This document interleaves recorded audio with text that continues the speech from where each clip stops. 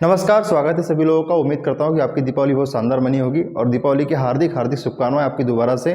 और लग जाइए अपने लक्ष्य की ओर, है ना। क्योंकि अब बेटा त्यौहार भी मना लिया आपने, सब कुछ मना लिया है, ठीक है। अब इंतजार है तो, और आपको पता है कि अब 11 के बाद देव भी उठ जाएंगे, तो फिर अगर आपकी नौकरी नहीं रहेगी तो लोग और पड़ोसी आपको जलाएंगे, ठीक है। फिर वो बारात वाले दूल्हे सूट वाले फ़ोटो डालेंगे तो फिर सबकी आपकी, है ना, जो भी होगा आपको पता ही है क्या होगा आगे जाके, ठीक है। तो इसलिए कह रहा हूँ कि बिल्कुल अपने लक्ष्य को लग जाइए। और 2022 जैसे कि आपको पता जाने ही वाला है, अलविदा कह देंगे कुछ ही दिनों के बाद हम इसको। तो कहने का मतलब ये है कि 2023 इलेक्शन और उसी में सिलेक्शन, तो दोनों आप एक साथ कर सकते हैं। और अगर पड़ोसी को सिलेक्शन देना है तो दे दीजिए, आपके पास बहुत अच्छा मौका है, ठीक है। चलो, तो इतनी बात समझ में आ गई आपको। चलो देखिए यहाँ पे क्या है खास आज के लिए। तो हम लोग, जैसा कि आपको पता है कि मध्य प्रदेश भाग 8 पर पहुंच चुके हैं, और जिन लोगों ने भाग 7 नहीं देखे उनको भाग 8 देखना बेहद ज़रूरी है। तो भाग 8 तक हमने क्या क्या पढ़ लिया है। हमने मध्य प्रदेश का बिल्कुल बेसिक सा नॉलेज इकट्ठा करा था, और उसमें प्रतीक चिन्ह वगैरह के बारे में मैंने बताया था आपको। इसके बाद बहुत सारी चीज़ें मैं आपको बता चुका हूँ। आज भाग 8 में मध्य प्रदेश के हम उपनाम देखेंगे, और उपनाम के साथ साथ हम लोग देखेंगे कि इनके उपनाम क्यों रखे गए। उन सब का आज हम लोग बहुत विस्तृत से अध्ययन करेंगे। तो सबसे पहले तो हम लोग मध्य प्रदेश को किन किन नामों से जाना जाता है, उन चीज़ों के बारे में चर्चा करते हैं। तो उम्मीद करता हूँ कि मेरी बात आपको बहुत अच्छे से समझ में आई होगी, ठीक है। और करते हैं स्टार्ट। देखिए, जैसे कि आपको पता है हम लोग बात कर रहे हैं भाग, तो इस साल वो कौन सा भाग है? 7 है ना, वेरी गुड।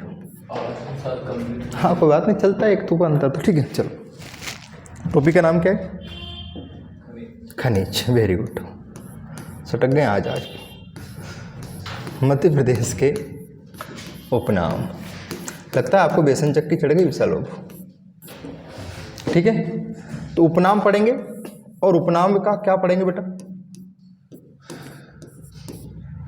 कारण,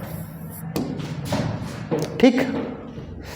इधर देखो, तो हम तुम्हारी है ना 13 बजा देंगे, लोग की 12 बजती, ठीक है। देखो भैया, तो तुम्हें भी इस बार सिलेक्शन लेके नहीं फिर जाने ही नहीं, तो फिर तुम्हारे भी दिक्कत आएगी। छोरा क्या कर रहा है, क्या दिक्कत आ रही? दिक्कत आ रही तो बोल देना अभी, ठीक है। चलो,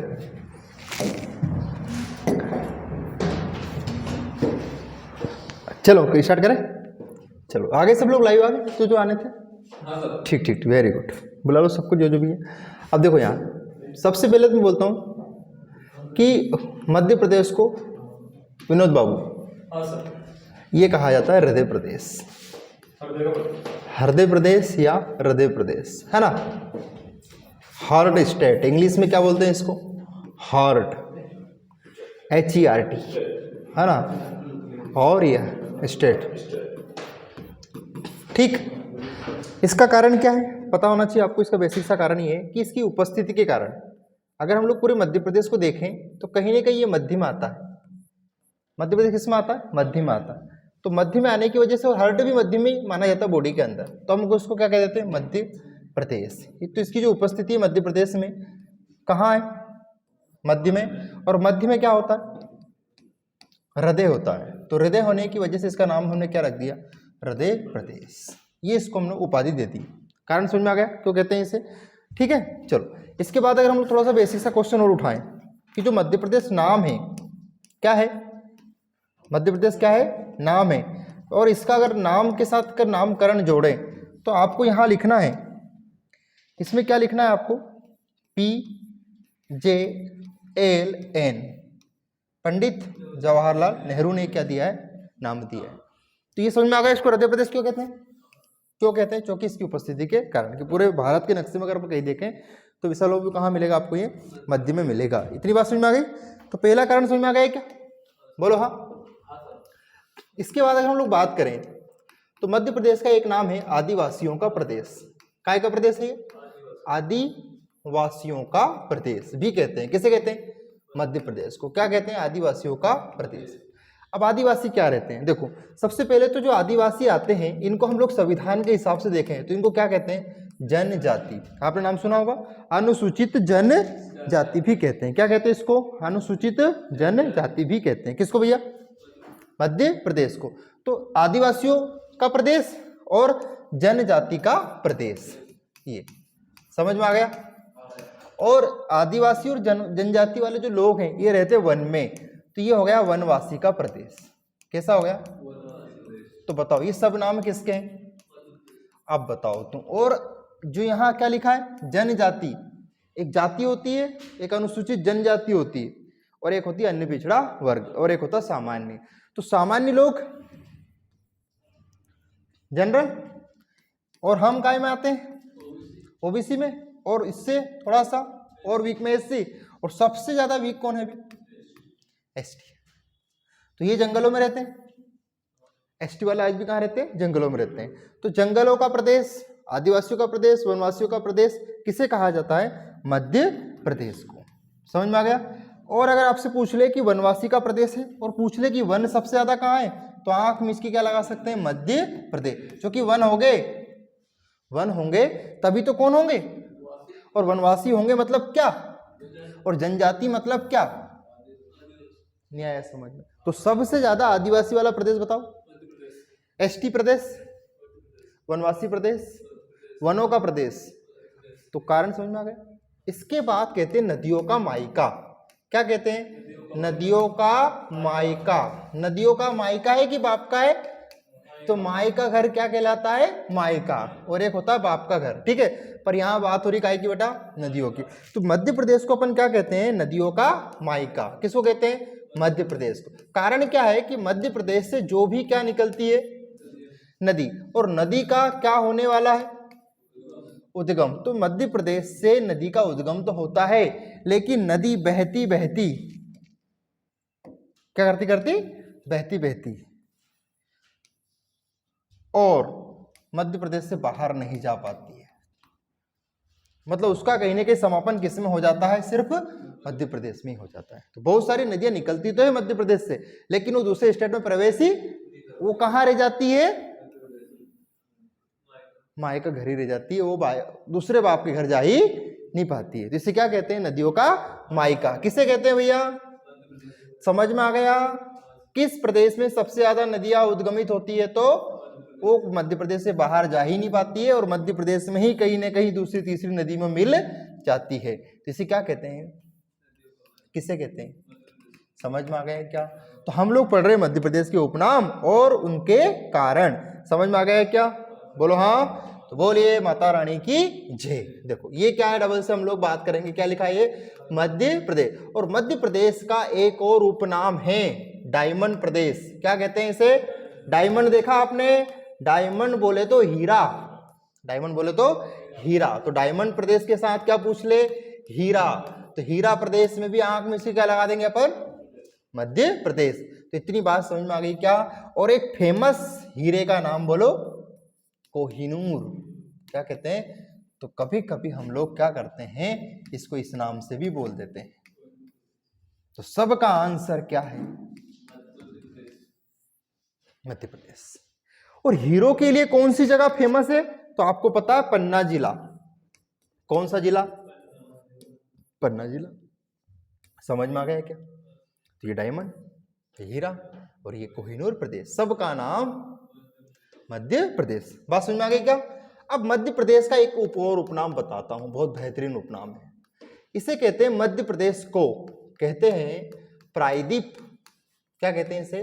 प्रायद्वीप भारत का मुकुट कहते हैं इसे। क्या कहते हैं? प्रायद्वीप भारत का मुकुट। अब प्रायद्वीप भारत का मुकुट क्यों कहते हैं? देखो मैं आपको समझाता हूं।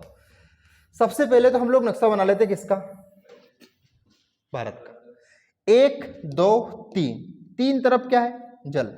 क्या है? जल बोले तो वाटर। इधर पानी, इधर पानी, इधर पानी, ऊपर पानी नहीं है भारत में। कहने का मतलब कि तीन तरफ से काय से घिरा है? समुद्र से घिरा है। इधर है अरब सागर, इधर है बर्फ सागर बोले तो बंगाल की खाड़ी, और इधर नीचे क्या है? हिंद महासागर। तो कितनी तरफ से घिरा है? तीन तरफ से। अरब, बर्फ, हिंद महासागर। बर्फ से बंगाल की खाड़ी, अरब से अरब सागर, और इससे क्या हो गया? हिंद महासागर। तो कितनी तरफ से घिरा है? जब तीन तरफ से कोई स्थान घिरा रहता है तो उसे क्या कहते हैं? प्रायद्वीप। लेकिन पढ़ रहे हैं किसके बारे में? भारत। तो इसे क्या कहेंगे? प्रायद्वीप भारत। प्रायद्वीप भारत का नाम प्रायद्वीप भारत क्यों पड़ा? समझ में आ गया? कारण तीन तरफ से काय से घिरा है? पानी से घिरा, इसलिए से क्या कहते हैं प्रायद्वीप। और अगर अपन इसके आने घानी पानी कर देते, क्या कर देते, तो ये प्रायद्वीप की जगह पे बन जाता महाद्वीप। क्या बन जाता, समझ में आ गया क्या मैटर। अब इसमें सर आपने तो कहा था मध्य प्रदेश को क्या कहते हैं, प्रायद्वीप भारत का मुकुट कहते हैं, तो कहीं ना कहीं हमारा मध्य प्रदेश बीच में मिलेगा क्या भारत के नक्शे में, बताओ जरा, कि नहीं मिलेगा, मिलेगा। तो ये तो हो गया कौन सा भारत, प्रायद्वीप भारत। और प्रायद्वीप भारत ऐसा लग रहा खड़ा है देखो, और हमारे माथे पे क्या रखा है, मध्य प्रदेश। लेकिन मध्य प्रदेश किसकी तरह विराजमान है, मुकुट की तरह। नहीं पड़ी इस प्रायद्वीप, इतना इतना देखो बस, पूरा मत देखो, इतना इतना देखो, इतना इतना देखने में ऐसा लग रहा है कि कौन सा भारत हो गया ये प्रायद्वीप भारत। और इस प्रायद्वीप भारत के ये पांव और ये माथा प्रायद्वीप भारत का, तो ये माथे पे क्या लगाते हैं, मुकुट। तो समझ में आ गया क्या बेटा। तो प्रायद्वीप भारत का मुकुट किसे कहते हैं, मध्य प्रदेश को। समझ में आ गया, बोलो हाँ। अच्छा, सबसे ज्यादा वन कहाँ है, कंफर्म। चलो, वन में कौन रहते हैं, कंफर्म। आदिवासी सबसे ज्यादा कहाँ है, मध्य प्रदेश में। अब मुझे एक बात बताओ, आदिवासी को तो आपने कह दिया, लेकिन अगर सिस्टेमेटिक पूछ ले तो एसटी, एसटी सबसे ज्यादा कहाँ है, मध्य प्रदेश में। और कभी कभी एसटी का परसेंटेज पूछ लेते हैं, कितने परसेंटेज है, तो घबराने वाली कोई बात नहीं। ये क्या है, एसटी, एसटी। टी एबीसीडी में कितने नंबर पे आता है, 20 नंबर पे, और 20 के बाद क्या आता है,